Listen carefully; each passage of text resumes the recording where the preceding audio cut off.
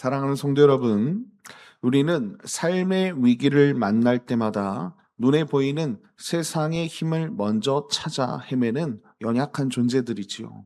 계속해서 다른 것을 의지한다는 것입니다. 하나님께 기도하며 무릎 꿇기보다는 나를 도와줄 사람의 힘이나 통장 잔고, 그리고 내가 가진 인맥과 스펙을 먼저 의지하며 그것이 나를 지켜줄 수 있을 것이다 라는 그런 착각에 빠지곤 합니다. 오늘 말씀으로 따지면 그것이 나를 지켜줄 단단한 지팡이라고 생각하는 것이지요. 그런데 그것은 착각입니다. 오늘 본문에 등장하는 애굽은 지금 말로 하면 이집트죠. 예. 이 애굽은요, 바벨론의 칼날 앞에서 예루살렘이 포위되었을 때 유다 백성들이 이 하나님보다 이 애굽을 생명줄처럼 붙들었던 거대한 세상의 지팡이였다는 거예요. 예. 바벨론을 함께 물리쳐줄 그런 나라로 생각했다는 것입니다. 그런데요, 우리 하나님께서는 오늘 말씀 속에서 이 교만으로 가득 찬 이집트, 이 애굽을 향해서 하나님의 그 위엄을 선언하시는 것을 볼 수 있습니다. 어떻게 말씀하시냐면, 애굽은 너희에게 부러진 갈대 지팡이에 불과하다라고 말씀하는 거예요. 그러니까 이스라엘 백성, 하나님의 백성들이 자꾸 세상이라는 그 이집트, 애굽이라는 그 갈대 지팡이를 의지하니까 우리 하나님께서 너희가 붙잡고 있는 애굽은 부러진 갈대 지팡이다라고 그렇게 말씀하시는 것입니다. 우리가 온 힘을 다해 의지했던 세상이라는 그 지팡이는요, 결국 부러질 수밖에 없는 그런 지팡이라는 거예요. 부러지면 어떻게 됩니까? 이 지팡이가 부러지면 사람이 다치지 않습니까? 그렇게 되는 것입니다. 하나님은 바로 그 부러짐을 통해서 우리 안에 거짓된 그 지팡이들을 깨뜨리시고, 그리고 오직 하나님만 유일한 반석으로 다시 바라보게 하시는 것입니다. 그러니까 우리가 세상을 붙잡고 있는 그 지팡이, 그거 버려야 된다는 것이죠. 그거 안 그러면 하나님께서 깨뜨리시고 하나님을 바라보게 하신다는 것입니다. 징계 후에 바라보는 것보다 내가 버리고 바라보는 게 더 낫겠지요. 오늘 하루 내가 하나님을 대신 붙들고 있던 세상의 지팡이를 내려놓고 우리의 참된 소망이요 반석이신 주님만을 온전히 바라보는 복된 시간 되시길 예수님의 이름으로 축원드립니다. 자, 그렇다면 오늘 말씀에 이 애굽의 왕 바로 왕은 왜 심판을 맞이하는가라는 것입니다. 오늘 말씀은 첫 번째로 이렇게 말씀하고 있습니다.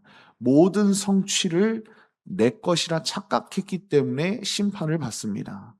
오늘 말씀 3절 에스겔 29장 3절에 보니까 이렇게 말씀하고 있습니다. 너는 말하여 이르기를 주 여호와께서 이같이 말씀하시되 애굽의 바로 왕이여 내가 너를 대적하노라. 너는 자기의 강들 가운데에 누운 큰 악어라. 스스로 이르기를 나의 이 강은 내 것이라. 내가 나를 위하여 만들었다 하는도다 라고 말씀하는 것을 볼 수 있습니다. 오늘 이 애굽의 왕 바로 왕이 나일강을 이르기를 이 강은 내 것이다. 내가 나를 위하여 만들었다라고 말씀하고 있지 않습니까? 놀랍습니다. 바로 왕이 이렇게 이야기했다는 거예요. 이 모든 것은 하나님의 것이지요. 하나님이 창조하셨고 이 나일강이라는 거대한 풍요와 생명의 저출을 바로 왕이 자신의 힘으로 만들어낸 사유물이라고 착각하는 것입니다. 스스로 인생의 주인과 창조주 자리에 오른 것이지요. 하나님께서는 그래서 3절에서 바로를 향해서 뭐라고 말씀하십니까? 너는 큰 악어와 같다라고 말씀하십니다. 당시 고대 근동에서 큰 악어라는 이 단어는요, 히브리어로 탄닌이라는 단어로 쓰여져 있는데 강바닥에 길게 누워서 창조주 하나님께 도전했던 거대한 혼돈의 괴물이라는 뜻입니다. 그러니까 스스로 생명의 주인이라고 착각했던 애굽의 왕도 하나님이 갈고리로 그 아가미를 꿰어 그 무트로 끌어내시는 순간 어떻게 됩니까? 한 줌 무력한 고기 덩어리에 불과한 피조물이 되는 것이죠. 그냥 괴물인 거예요. 사랑하는 성도 여러분, 우리도 오늘 본문의 이 애구방처럼 오만과 교만으로 살 때가 있지 않습니까? 이게 무슨 말입니까? 내가 일군 사업, 그리고 직장, 재물, 자녀라는 크고 작은 결실들을 우리가 바라보면서 뭐라고 얘기합니까? 이거 내가 했어. 내가 노력해서 얻은 것이야. 라고 그렇게 생각할 때가 있다는 것입니다. 그것은 착각이지요. 다 하나님께서 우리에게 행하신 일인데 자꾸 사람이 착각할 때가 있다는 것입니다.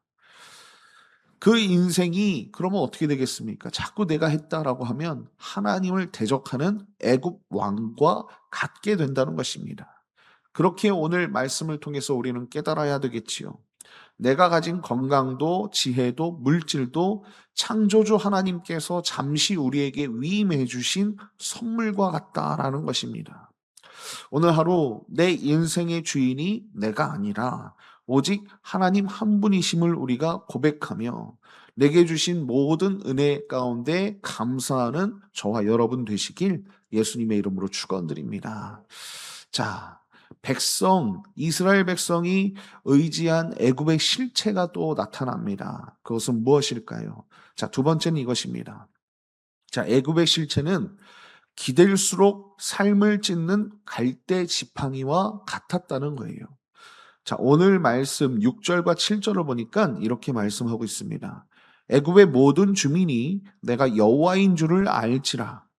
애굽은 본래 이스라엘 족속에게 갈대 지팡이라.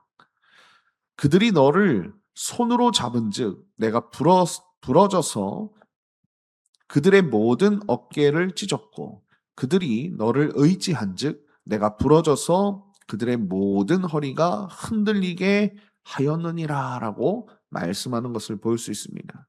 여러분이 이 말씀이 무슨 말입니까? 하나님께서 유다 백성들이 하나님 대신 생명줄로 의지했던 애굽 제국의 실체를 갈대지팡이라고 폭로하는 거예요. 여러분, 갈대지팡이가 뭐 얼마나 지탱할 수 있겠습니까? 갈대로 만들었는데 쉽게 부러지겠죠. 6절에서 지팡이로 번역된 이 히브리어는요, 미쉬에네트라는 단어로 쓰여져 있어요. 이게 무슨 말이냐면 스스로 서 있기조차 힘든 사람이 자신의 체중과 몸 전체를 온전히 기대는 기둥이라는 뜻입니다. 여러분, 이스라엘은 살기 위해서 애굽이라는 거대한 지팡이에 온 힘을 다해 몸을 실었죠. 그렇죠? 그러나 애굽은 몸을 지탱해 주기는커녕 몸을 기대는 순간 산산이 부러졌다는 것입니다. 그리고 그 부러진 날카로운 조각은 지팡이에 기댔던 사람의 손바닥과 어깨를 찢어놓는 그런 속이 빈 갈대에 불과하다는 것입니다.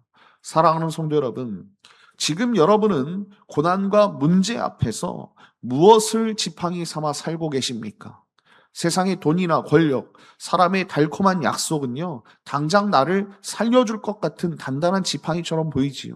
그러나 그것이 내 인생의 전체를 지탱해 줄 수 있는 지팡이가 절대 아니라는 것을 깨달으십시오. 결정적인 때에 그 지팡이는 어떻게 됩니까? 산산이 부러져 우리의 영혼을 깊이 찌르고 만다는 것입니다. 오늘 하루 내 어깨를 찢어 놓았던 세상에 부러진 지팡이를 던져버리십시오.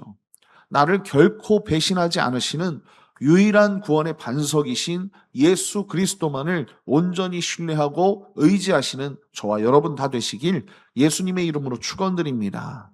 자, 하나님은 왜 애굽을 이렇게 미약하게 만드셨는가라는 것입니다. 마지막으로 세 번째는 이것입니다.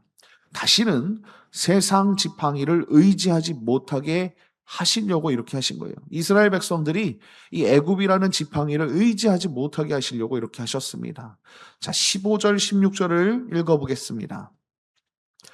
나라 가운데에 지극히 미약한 나라가 되어 다시는 나라들 위에 스스로 높이지 못하리니 내가 그들을 감하여 다시는 나라들을 다스리지 못하게 할 것임이라.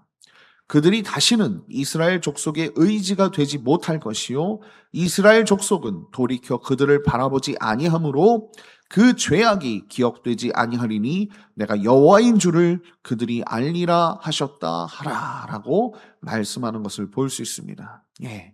말씀을 보니까 그렇지요. 하나님은 애굽을 황폐하게 심판하신 후에 다시는 열방 위에 스스로 높이지 못하게 하십니다. 그러니까 아주 지극히 미약한 나라로 낮춰버리시는 것이지요. 하나님이 세상의 거대한 권력을 낮추시는 목적이 무엇입니까? 단순히 보복하시려고 그러실까요? 아니라는 거예요. 오늘 16절 말씀을 보니까 이스라엘 백성들이 다시는 애굽이라는 그 세상을 의지하지 못하게 하기 위해서 하나님께서 그 세상을 심판하시는 것입니다. 그들의 눈과 마음을 어디로 돌이키는 거예요? 하나님께로 돌이키기 위해서 그렇게 만드신 거예요. 우리가 세상이라는 그 애굽을 지팡이 삼으면 하나님은 그 지팡이를 부러뜨리십니다. 왜 그러십니까? 우리의 시선을 하나님께로 돌이키게 하려고 하시는 것입니다.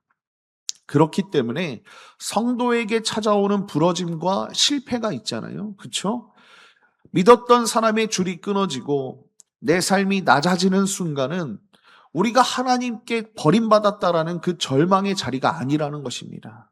그것은 내 삶의 우상처럼 자리 잡고 있었던 거짓 지팡이들을 하나님께서 친히 꺾어주시는 하나님의 은혜의 역사라는 것을 잊지 마십시오. 사랑하는 성도 여러분, 혹시 오늘 내 삶의 기업이 흔들리고 믿었던 관계가 깨어지고 내 힘이 낮아져 낙심하고 계십니까? 조급해하거나 절망하지 마십시오. 절망하지 마십시오. 하나님은 내가 의지하던 세상의 지팡이를 꺾으심으로 마침내 우리 시선을 하나님께로 돌리시길 원하신다는 것을 잊지 마십시오. 내 힘이 빠진 그 미약한 자리에서 오직 주님만을 내 인생의 유일한 피난처로 삼고 날마다 신실하게 주님만 바라보시는 저와 여러분 다 되시길 예수님의 이름으로 축원드립니다. 선한 목자 교회의 담임 목사이신 김다위 목사님이 쓰신 하나님 마음에 맞는 사람이라는 책에서 한 축구 선수의 감동적인 고백을 전해주고 있습니다. 어떤 취재진이 시합 전에 이 축구 선수에게 어떤 기도를 하느냐라고 묻자 그 선수는 이렇게 대답했다고 해요. 하나님은 패배가 필요할 때는 패배를 주시고 승리가 필요할 때는 승리를 주십니다라고 생각합니다.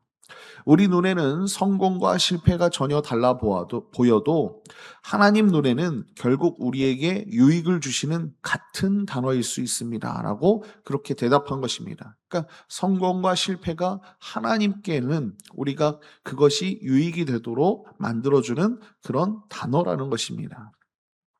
여러분, 성경에서 이가봇이라는 단어가 있습니다. 하나님의 영광이 떠났다라는 단어이거든요. 아주 비참한 패배를 뜻하는 것이죠. 그러나 우리는 그 패배와 부러짐을 통해 자신의 죄를 깨닫고 하나님께로 다시 돌아와야 하는 줄 믿습니다. 그러므로 성도에게 고난과 실패는요, 우리의 영혼이 흔들리는 그런 과정이 아니라 우리의 영혼을 다시 굳게 세우는 은혜의 과정인 줄 믿습니다. 우리가 겪는 삶의 부러짐과 이가봇의 그 하나님의 떠남의 아픔은요, 골고다 십자가에서 나를 위해 몸이 찢기신 예수 그리스도 안에서 하나님이 영원히 함께 하시는 임마누엘, 우리와 함께 하시는 그 하나님의 축복으로 바뀔 줄 믿습니다. 사랑하는 드리움교회 성도 여러분, 이스라엘 백성은 세상의 거대한 애굽을 생명줄로 의지했지만 하나님은 그것을 갈대지팡이처럼 친히 꺾으시는 것을 볼 수 있습니다. 내가 붙들고 있던 세상의 지팡이가 무엇입니까? 그것은 결국 꺾어지고 부러질 것입니다. 여러분, 그 부러짐의 자리 가운데 낙심하지 마시고 진짜 우리의 반석이시고 진짜 우리가 의지해야 할 분 예수 그리스도, 그분을 만나는 은혜를 시작하십시오. 오늘 하루 세상의 헛된 지팡이를 버려버리시고 모든 욕심을 내리시고 온전히 단단하신 반석 예수 그리스도 위에 굳게 서는 저와 여러분 다 되시길 예수님의 이름으로 축원드립니다.